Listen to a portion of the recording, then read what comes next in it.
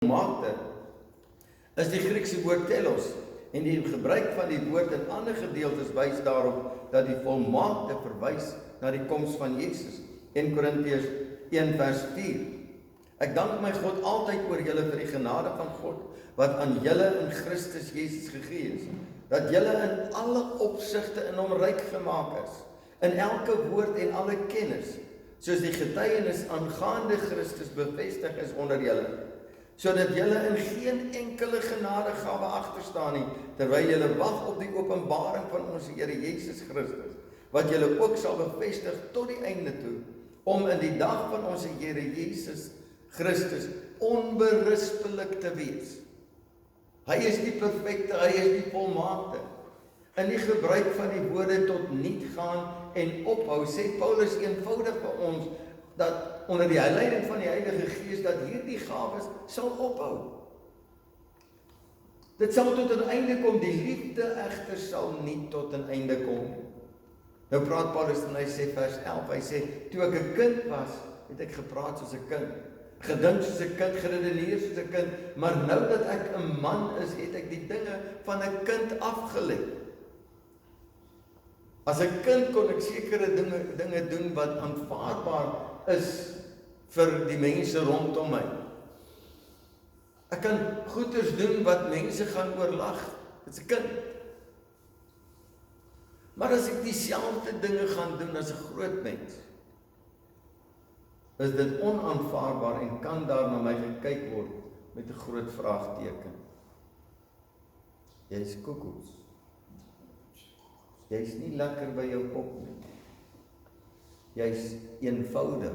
Jy's stupid. Kinderagtig. Kinderagtig. Roma sê jy's kinderagtig. Ek ken baie mense. Ek ken baie groot mense wat kinderagtig is. Wat optree soos kinders. En dit is nie aanvaarbaar nie. Nou die gawes is goed en reg vir die tyd. Maar Paulus sê vir ons, dit gaan tot 'n einde kom, al is dit die gawes van die Heilige Gees. David Gutschick sê in sy kommentaar, hy sê, Paul is not trying to say that if we are spiritually mature, we will not need spiritual gifts. But he does say that if we are spiritually mature, we will not overemphasize spiritual gift, especially at the expense of love. Ek het al baie mense gekry wat kom en beginne vra, dan praat hulle met mekaar, dan sê hulle, maar daar's nie tale nie, daar's nie uitleg van tale nie, daar's nie die woord van wysheid en die woord van kennis nie, hierdie goeders is nie daar nie, so dit kan nie 'n geestelike plek wees. As daar liefde is, beteken die ander goeders niks nie. 1 Korintiërs 13 vers 12, dan sê hy, nou sien ons deur 'n spieël in 'n raaisel, maar eendag van aangesig tot aangesig. Nou ken ek ten dele, maar eendag sal ek ten volle ken, net soos ek ten volle geken is. As ek nou vir u sou vra, wat is u groot verlange in die lewe? Ek dink ek sal reg wees as ek sê, dat u sal vir my sê, ek verlang om Jesus te sien. Daar was mense wat gesoek het vir Jesus en hulle, ek dink hulle het vir Filippus gesê, ons wil Jesus graag sien. Ek dink dis 'n begeerte by een en elkeen van ons om Jesus te sien. Ons kan hom waarneem in die woord. Maar dit is nie 'n volkome beeld. Dit is soos Paulus sê, ons sien soos deur in 'n spieël in 'n raaisel. Ons sien, ons lees die woord en dan op sekere manier openbaar die Here Jesus homself ons in die woord. Daar gaan egter 'n tyd kom wat ons hom van aangesig tot aangesig sal sien. Kan u uself indink in daardie oomblik? Ek luister vanoggend na Iemand het vir my 'n liedjie gestuur, gaan oor Jesaja 6, wat Jesaja God aanskou, en hy sê, ek het God gesien, en ek is onrein.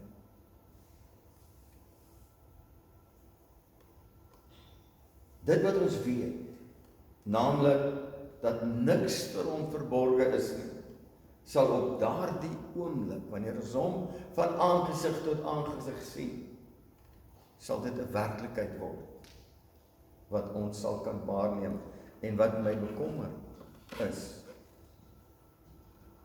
hoe gaan ek, wat gaan binne in my aangaan? Hoe gaan ek voel? Ek sien hom, en dan dink ek aan Openbaring, wat hy sê, daardie oë wat deurpriem in jou lewe, wat hy na jou kyk, soos wat hy na Petrus gekyk het, en Petrus gesê het, Petrus, voor die haan kraai, ga jy my 3 maal verloon. Hy het deur Petrus gekyk. Hy het gekyk, toe Filippus kom, en Nathanael aan Jesus voorstel. Nathanael, toe Filippus vir hom sê, ons het die Messias gevind. En hulle kom by Jesus, sê Jesus, en Nathanael het gesê, wat goed kan uit Nasaret kom? En Jesus sê vir hom, ek het jou gesien, toe jy onder die vyeboom gesit het, voordat Filip jou geroep het. Nou ons dink altyd, hy het hom gesien, terwyl Filippus hom geroep het, nee. Nathanael was eenkant, hy was besig sekerlik om tyd met die Here te spandeer, of tyd met die skrif. Maar Jesus sê vir hom, ek het jou gesien. En toe hy sê, ek het jou gesien, eers sê hy, hier's nou 'n Israeliet in wie daar geen ongeregtigheid is. Wat 'n stelling om te maak, wat 'n getuienis om te kry van Jesus, om te sê, hier is 'n Israeliet, wat daar geen ongeregtigheid in is. En dan sê hy, ek het jou gesien, en op daai oomblik toe Jesus dit sê, toe sê hy, U is die Seun van God, die Allerhoogste. Jesus het geweet, Jesus weet van jou en my. En as ons dan van aangesig tot aangesig gaan sien, dan gaan die gawes oorskadu word deur sy teenwoordigheid. Dan gaan nie nodigheid wees, dit sal wees soos die son wat opkom in die oggend. En terwyl jy kyk, en as dit nou donker maan was, dan kan jy niks sien nie. Ek onthou, jare terug, toe ons, toe die Dad's Army, wie van julle onthou die Dad's Army? Dis die ouens wat nie opgeroep was in hulle lewe, en toe word hulle almal opgeroep, net so hier in die 19, ek kan nie onthou nie. Ek was een van die eerste ouens wat opgeroep was, vir die Dad's Army, die ou manne. En ons het hierdie aand gegaan, en ons was opgelei in Malelaan, en ons moes nou uitgaan, hierdie rookies, wat niks weet nie, en is donker maar, en al wat jy kan doen is, jy hoor net die ou voor jou, en nou loop jy agter hom, en elke nou en dan hoor jy jou vloek die ouens, want dit is seer, hulle het geval, dis klippe en al die goeders, en ons kom op 'n plek waar ons moet slaap. Nou jy kan nie sien nie, en toe ek gaan lê, toe lê ek nou maar so, en ek slaap, en soos die son opkom, raak jy bewus van alles, en ek sê, ek lê so tussen 2 klippe. En dit is wat hy is, as Jesus kom, gaan alles openbaar wees. Jy gaan jou lewe sien, soos wat dit is. En dan miskien sal ons ook uitroep, soos Jesaja, ek is onrein, ten spyte van die feit dat ons gelowiges is. Johannes sê die volgende, hy sê, 1 Johannes 3 vers 2, hy sê, geliefdes, nou is ons kinders van God, en dit is nog nie geopenbaar wat ons sal wees nie, maar ons weet dat ons, as hy verskyn, aan hom gelyk sal wees, omdat ons hom sal sien, soos hy is. Daai gedeelte sê, ons sal geken word. Nou ken ek ten dele, maar eendag sal ek ten volle ken, net soos ek ten volle geken is. Ek sal sien, maar Jesus gaan op daai oomblik gaan daar 'n verandering plaasvind. En ons sal word soos hy is. Hier word gepraat van aangesig tot aangesig. Tog sê Johannes vir ons in 1 Johannes 4 vers 12, niemand het God ooit aanskou nie. As ons mekaar lief het, bly God in ons en sy liefde in ons volmaak geword. Woest sê, deity in its essence, no one has ever yet beheld, with the present result that no one has the capacity of beholding him. Nou kom die vraag, wat van Moses in Exodus 33 vers 11? En die antwoord is eenvoudig dat God met Moses gespreek het vanuit sy heerlikheid.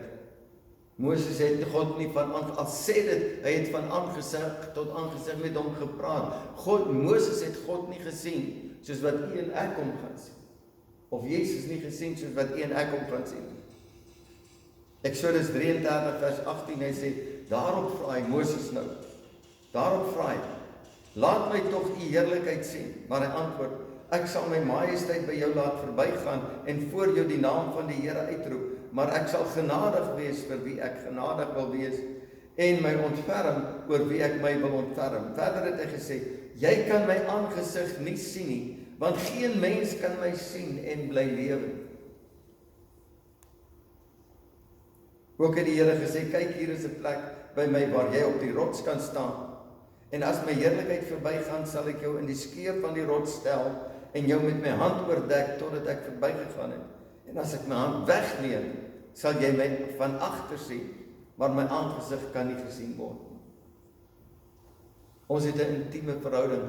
U en ek kan 'n intieme verhouding met die Here Jesus geniet. Maar die toppunt van alles sal wees wanneer ons hom sien, van aangesig tot aangesig.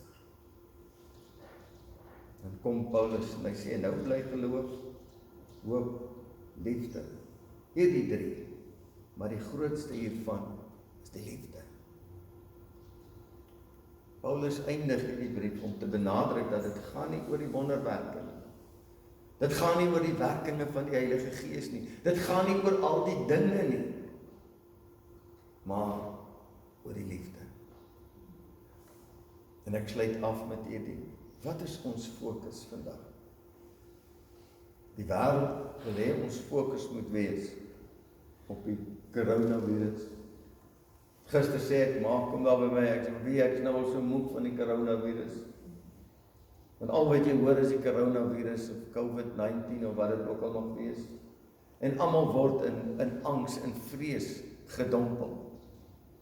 En wat Wilma gesê het vanmôre is die waarheid.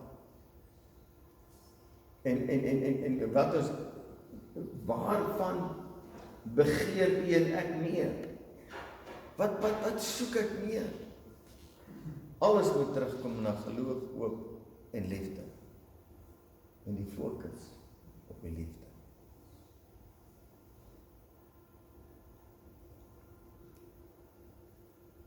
Ons weet nie wat hierdie week van ons inhou. Maar ons fokus moet wees Christus en hom as gekruisigde. Want so lief het hy die wêreld gehad, dat hy sy lewe gegee het, sodat jy en ek kan lewe. Amen. En hy het ons alles gegee wat kan dien tot die godsvrug en die lewe, insluitende die liefde. Amen. En maak ons oop toe. Vader, baie dankie. Baie dankie vir u genade oor ons as mens.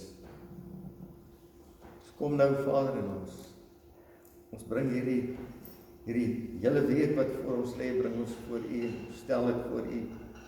En ons vra vir u leiding en vir u genade oor ons.